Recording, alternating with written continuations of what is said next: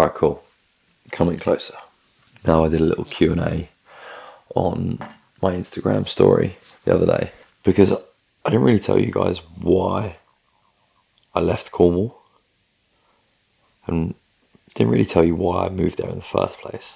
So let's start with why I moved there. It was the summer of 2001. Wow, that was a long time ago. England had just lost the Euros final against Italy. Luke Shaw scored within the first 3 minutes, and I genuinely think that might have been the happiest I've ever been that summer. We were just coming out of COVID, and my day job was asking me to go back into the office, which I just didn't see as beneficial. My mental health had got so good working from home, and I'd found a nice rhythm where I was really productive and I was really good at my job. So I didn't see the point of going back into the office. So I was really pushing back.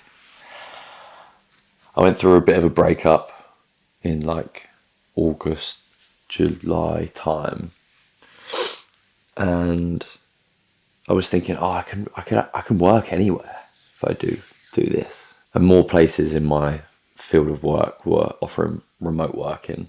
So I put on my LinkedIn that I was open to new opportunities, and someone popped up and basically said, look, you can do what you're doing now, earn more money and live anywhere, pretty much anywhere. So I took the plunge, resigned from my place of work. I did 3 months gardening leave, of which 2 weeks I spent in Cornwall with a mate of mine, just bumming it about in our vans, really, exploring, meeting people, and it was like, yeah, this place is a bit of me. So I hadn't actually decided I wanted to move there yet.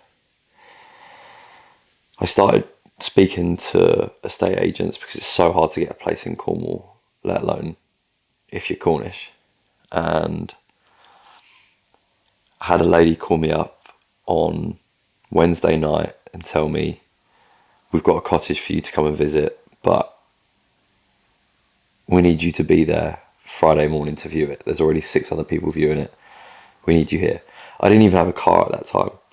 So I previously viewed a car the week before, loved it, was like, fuck it, I need a car, I'm going to pull the trigger. Got the train down to Bournemouth, picked up the car, and then drove 5 hours down to Cornwall to view the cottage. Was there for like 15, 20 minutes, said, yeah, I'll have it. And she was like, all right, cool, I'll let you know. And I was like, why? What do you mean, let me know? I was like, I thought this is mine. She's like, no, like 5 other people have said they'll have it as well. So I was like, oh, this is never going to happen. I left there pretty disheartened. It was the only place I'd seen or could see. I was like, oh, Cornwall might not happen, but fuck it. This car's cool. Who's free? I've still got a month left of gardening leave. I don't start my new job till like late November. What fun shit can I get up to? So I called my mate Albie, and he is a firefighter, get some decent time off work. And I was like, what are you doing over the next week or so? He's like, nothing, why? I was like, I just picked up this car, really want to do a European road trip. He's like, yeah, I'm down. So we booked our ferry to Calais on Monday. So we had 2 days and then left to Calais, pretty much thinking I wasn't going to get this cottage. We ended up driving to Slovenia and back over like 10 days, visited 11 countries, like 4,000 kilometers. I got a phone call while I was in Paris saying that I got accepted for the cottage, but I needed to move in by November 1st.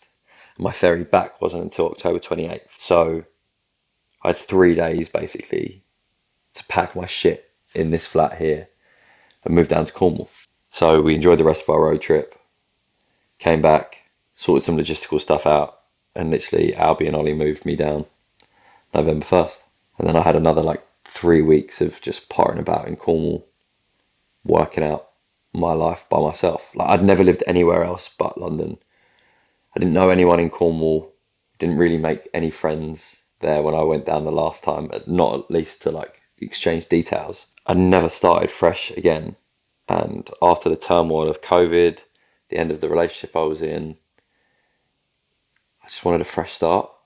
I had a lot of shit on my plate to try and sort out, and it felt like the perfect place to do it. Now, obviously, moving there, not knowing anyone, not really knowing even the location. As I said, I went down to view this house for 15 minutes and drove straight back. It was a massive stab in the dark, and I've never done anything like that. But doing something like that has opened my brain up to like the possibilities of the world. And most of the stuff, if you give it a decent try, it'll work out one way or another. That's essentially how I got to Cornwall. Now we're going to explain my experience down there. So Beth's asked, best place to live in Cornwall in your opinion? I lived in the Cornish moors between Bodmin and Wadebridge, not far from a little village called Camelford, in a little town called, well, in a little village called St Breward. I loved it there, but it was very far away from the civilization that I hung around with. Newquay, Falmouth, more like younger people. The locals aren't too fond of people moving there. They can be pretty brutal, and it's very cliquey. Cornwall's very, very cliquey on the whole. A lot of Peter Pan syndrome, I would explain it as, that moves to Newquay. And Falmouth people go to uni there and sometimes never leave, so they're kind of in that mindset, which didn't really align with me from the entirety of the time I was in Cornwall. I'd say if you were to move to Cornwall, Wadebridge is lovely, it's beautiful. It's close to the A roads to get south if you want to, and also close to the A roads to get north if you want to. It's not affordable anymore, let alone for the locals. Yeah, I mean, it's a beautiful place, don't get me wrong, but everywhere comes with its disadvantages. But yeah, I really liked North Cornwall and where I lived. I did size up moving further south, but it just didn't come to fruition. How did you find community in Cornwall, and did you feel included? As I said, like, I was making friends in my late 20s for the first time ever. I was making new friends for the first time ever in general. And it was, oh mate, it was so tough. Like, I doubted who I was as a human being for like a good 3 months. And even when you think you get like into a group or like with people, they've got their own people already, man. Like, it felt like everyone was kind of in it for themselves. Even when it came to like planning things, there wasn't much of a plan. I'm very used to London life. It's structured, everyone's busy, so you've got to fucking get your ducks in a row. Whereas down in Cornwall, everything's directly. Directly basically means whenever. And it was super detrimental to me because I constantly felt like no one gave a shit and no one made plans, or even if they did, they didn't follow through with them properly. And it made me, really doubt my self-worth. There are some great people down there, and some of which I'm still in contact with, but far less than I thought I would. I might be in contact with 2 people at a push. Yeah, it hurts a lot. And maybe it's who I am as a person that I didn't align with those people afterwards, and I didn't have anything to offer them once I left. But yeah, I'd love to still be in touch with some people, but for whatever reason, I'm not that much of a priority in their life. And sometimes I didn't feel like that even when I was there. Felt like I was begging for a lot of attention, which hurt a lot. Especially I came to Cornwall to sort of try and find the people and community. Maybe I was chasing people that didn't give me the effort that I gave, and I neglected the people that gave me the effort that I should have given them. It's probably the case. And there's a lot of people in Cornwall and Newquay and those bigger sort of social areas. Up the north coast in Poles F, there's a decent little crew, but everyone's mad cliquey. And it can be quite bitchy and whingy. Yeah, I don't know. It's one of the main reasons that I accepted leaving the way I did. Yeah, I left because of circumstances out of my control, but I probably could have worked something out. I just didn't want to enough.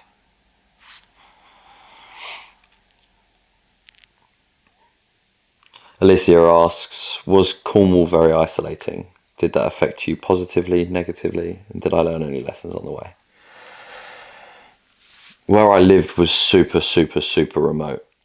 There was a small village of about a couple hundred people at a push. One pub, one shop that then eventually closed down.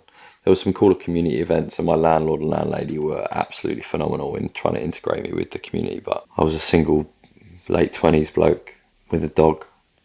I didn't want to do what some of the other people wanted to do. All the things that I wanted to do was 45 minutes car journey away. So for the first couple of months, I spent so much time by myself, to the point where I think there was a period where I didn't see another human for like 15 days. Literally didn't see another human until I went and did a food shop. Especially in the winter, it can be super isolating. But I needed that. Like, I needed to go away and find solitude and isolate myself.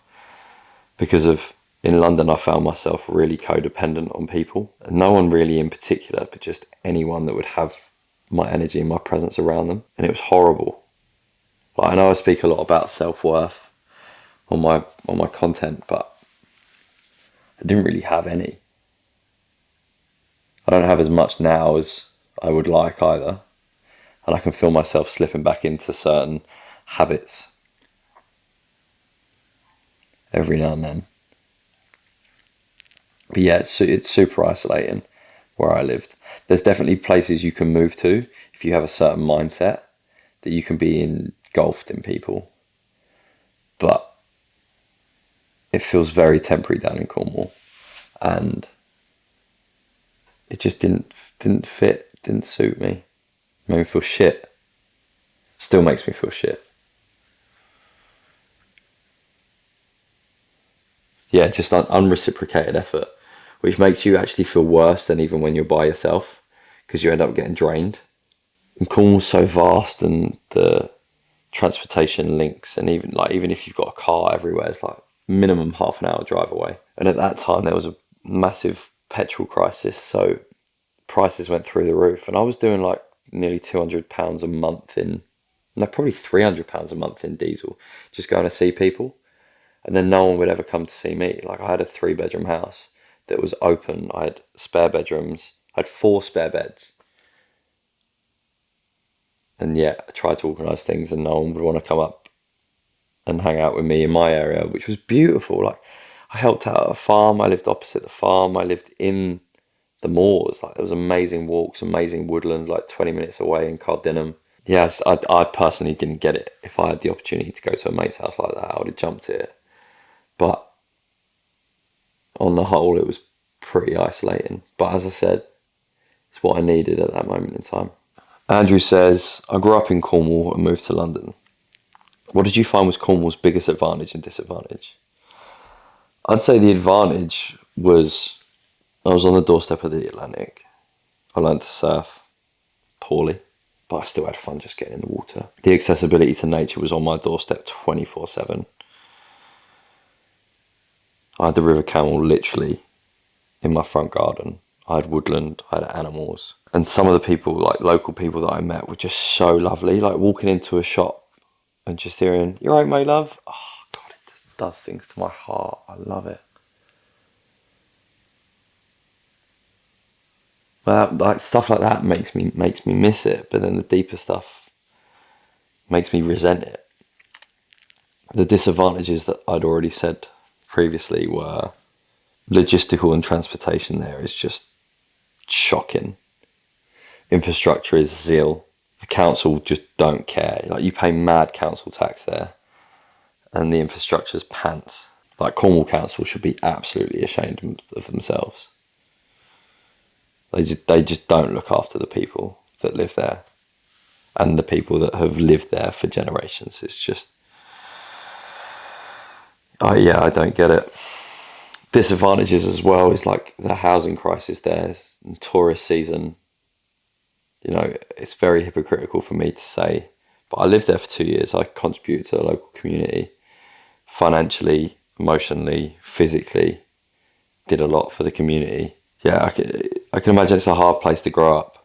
Like, a lot of people moan about so many Londoners coming down to Cornwall, but no one really talks about all the people from the southwest moving up to London as well, contributing to the housing crisis in London too, which is a topic that I'd probably get cancelled for if I spoke about more. But yeah, my granddad was from Bermondsey. Do you reckon he can rent a place and live in Bermondsey anymore? No, because everyone's flooded to London.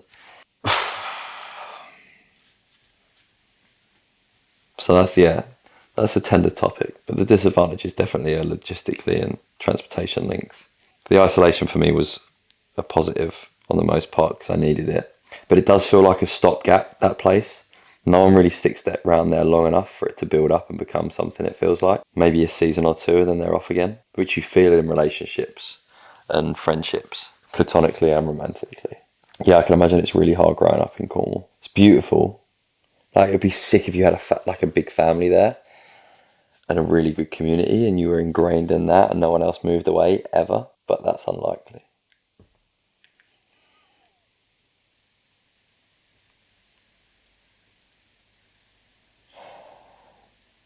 Nikita asks, did you ever feel like either was the right choice? I felt like it was the right choice to leave London at that time, and I probably felt like it was the right time to leave Cornwall at that time. Did I think it was the right time to go to either of those places? I didn't know. They were the only choices I had, so I just did them. So there wasn't so much of a right or wrong doing either, really, or coming back to either. I needed to be around family when I came back this time because there's a lot of stuff going on in my personal life that I need to be around in London for. And being in Cornwall, my grandmother was ill and I was going back and forth quite a bit, which is expensive and costly and, you know, a waste of money renting there. And I'd come back and I'd sleep in a box room with a single bed, trying to sort some stuff out. Yeah, it was tough being away and like missing my mum's birthday and dad's birthday and my mates having their kids. It's tough to know when anything's ever the right choice either. You only know when you do it. I was lucky to have the fallback of London always, and I've got my family here. Worst case scenario, just go and live back with my mum and dad. Not that they'd want me, not that I'd want to go, but I got 12 years of career behind me. Just go and do what everyone else does and rent a room somewhere and work in the city. But it's obviously not the life I want to live. Robin asked, do you think you'll go back other than holidays? I don't think I'd go that far southwest because it's so far away from my family. I'd quite like to try Bristol and live there for a little bit. I've never even properly been to Bristol, which surprises a lot of people, but I've heard it's good. I just don't know if it's good for a long time. But you know that Bristol is closest to London and closer to Cornwall, like 2 hours there, 2 hours. Could definitely see myself giving that a go for a bit. But I love that countryside and I love the land and that coastline is just amazing. What most people don't know is that I was actually really close to buying a house there. I had 3 offers accepted. I was buying a house with land and I was going to build a business where I could host retreats. Whatever retreat anybody wanted to do, I would have it as a venue essentially where people could curate their own events and retreats. And I wanted to set up a few studios so I could have local like artisan makers and stuff. My initial thought on that side of the business was, what a good way for people to come to me and build a community and make friends. I'd build it and they will come. And I would pay for all of that with my day job, and I'd do my day job, but then I'd employ local people to facilitate the venue and everything like that and bring money into the local economy. That's kind of what I was planning on doing, but house prices went through the roof and then interest rates went through the roof and house prices came down, but I couldn't afford to get a mortgage again because obviously I had the flat in London the whole time. Which is a great, situation to be in, but yeah, I couldn't execute the plan the way I wanted to, and I'm kind of glad I didn't, because I would have been stuck there. Whereas at least with my rental accommodation, I had a month's notice. As soon as I knew I needed to come back to London, which I wasn't really told, but I was sort of coerced into coming back. I knew I needed to do it. I was like, all right, cool. Sorry guys, I've got to go back. The hardest part was telling my landlord and landlady, because they're so lovely, that I was leaving. I really think they like me having it as a tenant. But yeah, leaving them behind was really, really hard. They did a lot for me, and I'm like eternally grateful for them.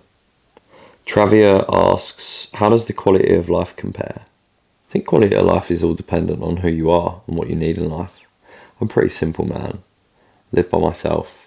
Got my dog. London doesn't have that much green spaces, but it does have some. And I have a car, so if I want to go and see anywhere at the weekend, I'll go. I don't mind driving an hour south to Canberra Sands and getting in the sea there. It's not as accessible as 25 minutes to Poles F, but, you know. I think what London has to offer has more options of less quality. What Cornwall has to offer has less options but higher quality. And then no quality when it comes to some stuff. As I said, like the transport and logistics. I just feel like I can settle pretty much anywhere now. I've gone both ends of the spectrum and I can find my own rhythm wherever I'm put until I don't.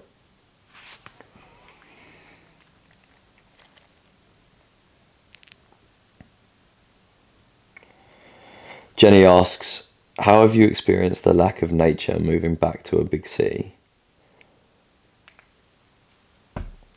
I think that's a defeatist mindset, that there's a lack of nature. My mate Lou at Outside Intel on Instagram is doing a series where she's literally just moved to London and he's getting out every weekend into nature, going trail running, hiking. Like, it's there. We live in the most accessible city in the world. Like, door to door, I could get to the Italian Alps quicker than I could driving down to Cornwall. Door to door. I did it 2 weeks ago. Last week's video, you saw me in the Dolomites.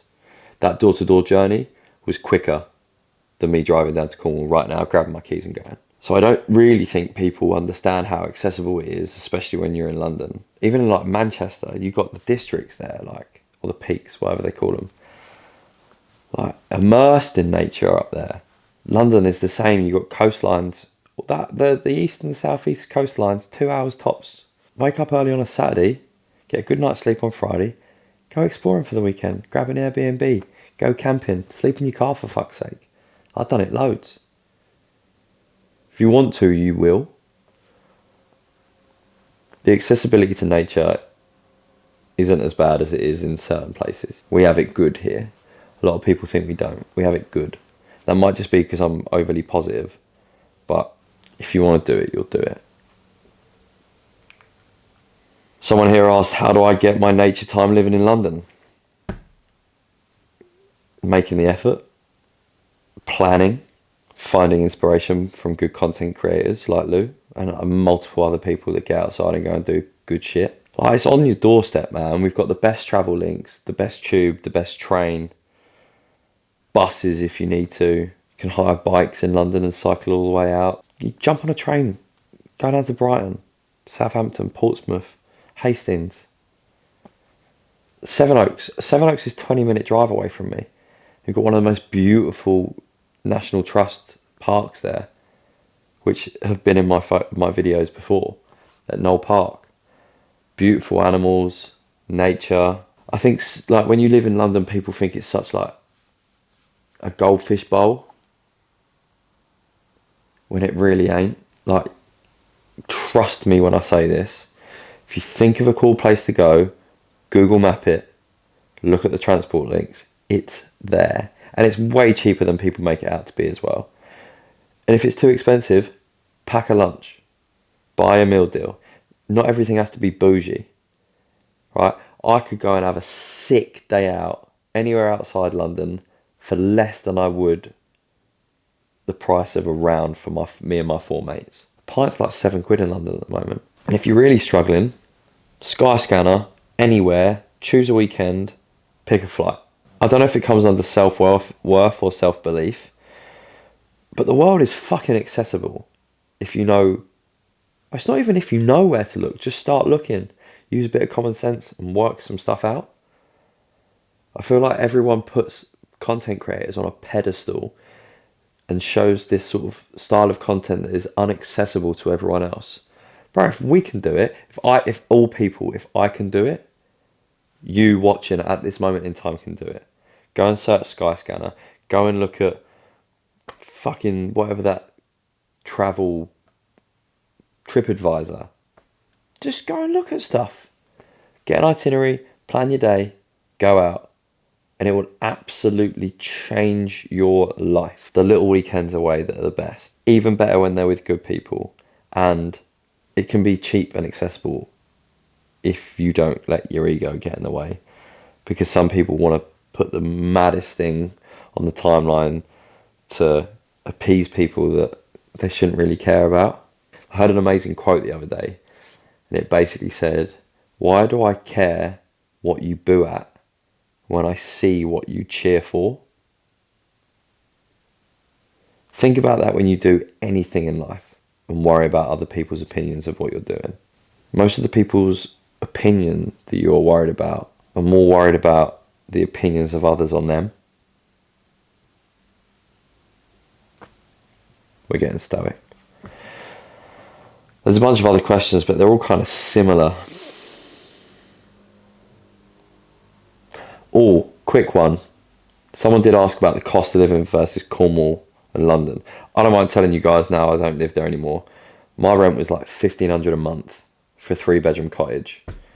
Good luck getting a 1-bed flat in London for that. But I was in the middle of nowhere.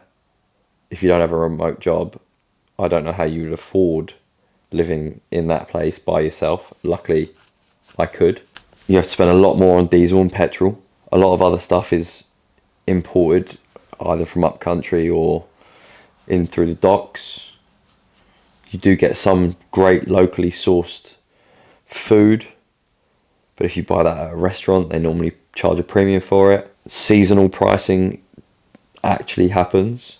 If you're from Cornwall and you're not already, go to Jam and Meeb's Instagram and sign up for a Pard card, because you get like 10 or 20% off places. That's the sort of fucking community incentives you need for people that live there to help them survive in a tourist summer town. But yeah, I like, when I didn't have a lot of money, I did my shops at Lidl and Aldi, and those prices are all the same. Council tax is higher, although you get far less for it. My insurance, car insurance, was cheaper because I lived in the middle of nowhere. My insurance has tripled since I moved back to London. And then you're at the sort of toe end of the UK. Like, if you want to go anywhere else, it's so far away. Whereas if you're in London, it's close. So you obviously spend more money on travel, getting around. But yeah, now I'm back in London. The Cornwall chapter of my life is done. I still feel it inside me, and I take bits and bobs where I can to help me become a better person every day. I hope people see the benefit of it.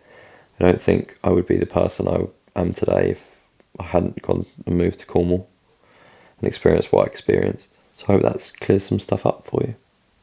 If you are one of the 50.1% of people that watch this video and my other videos and haven't subscribed yet, hit the subscribe button, hit the bell icon to be notified of my next video.